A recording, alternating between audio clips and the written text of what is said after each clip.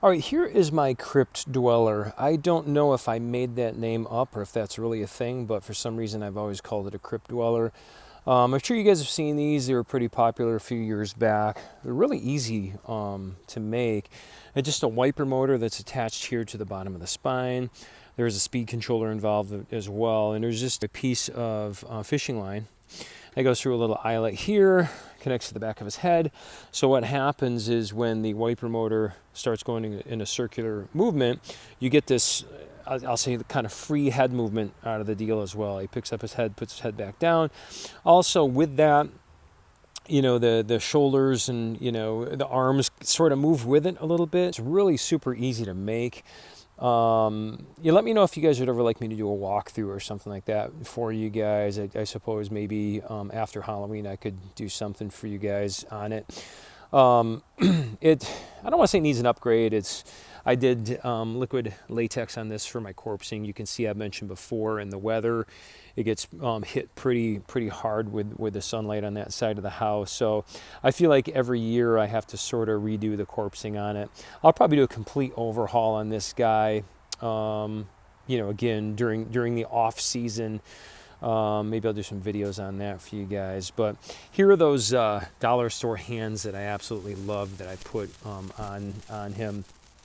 Looks great at nighttime. And I can't stress this enough. I believe I've said it before on the channel multiple times, but my props are made for nighttime and proper lighting. I mean, this doesn't look the best during the day, honestly. I mean, if you look closely, this is actually half-inch PVC, guys. It's half-inch PVC, and then I just screwed in the hands, the dollar store hands, on both sides. Yeah, I hope to get some nighttime video for you guys on this tonight. So yeah, he doesn't really need a lot of work done. The only thing I did notice is the screw popped out here that keeps this arm in place, and that helps out with the movement to have it screwed down on both sides. So yeah, so I'm going to do that real quick, and then I'll show you guys how it works.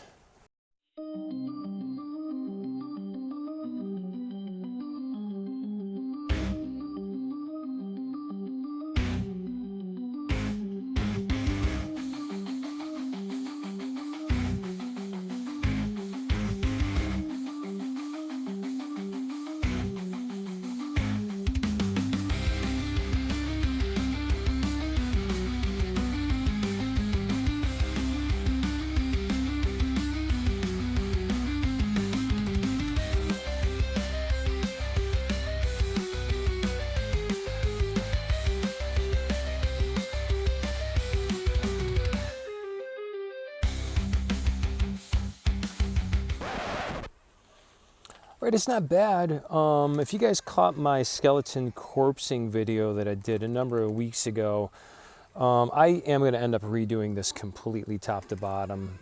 This was a kind of a quick one that I did. I didn't come up with this idea, but I saw this online, again, I don't know, 4 or 5 years ago. And it was sort of a last minute prop that I threw together once I learned how it worked.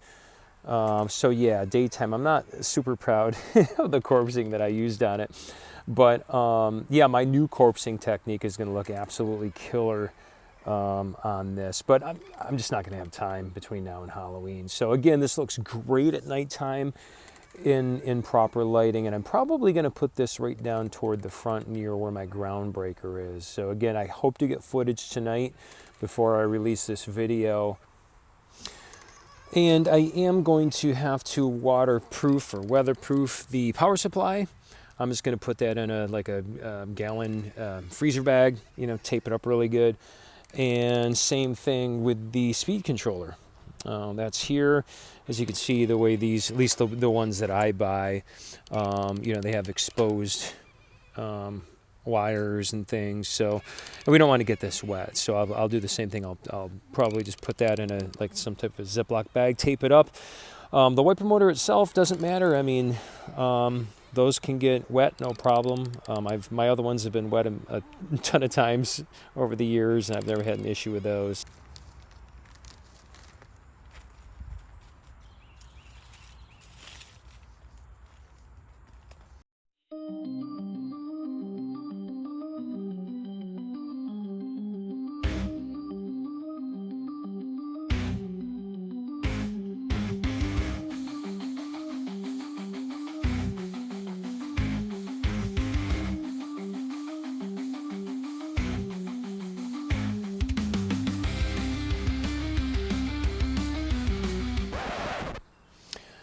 that's it, guys.